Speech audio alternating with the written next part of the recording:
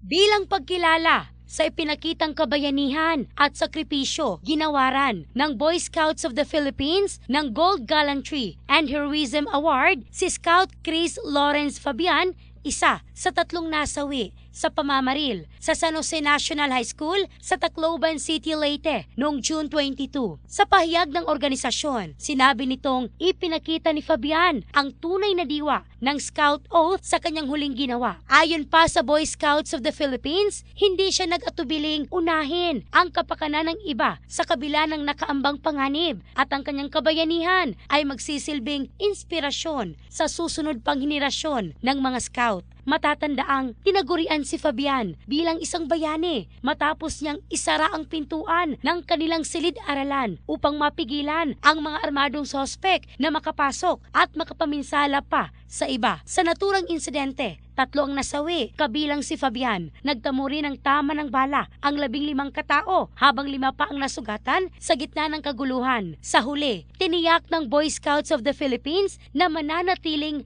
buhay ang alaala ni Fabian at ang kanyang ipinakitang katapangan ay hindi kailanman malilimutan. In the heart of changing lives, ako si Michelle Craste ng Brigada News Philippines, the Music and News Authority.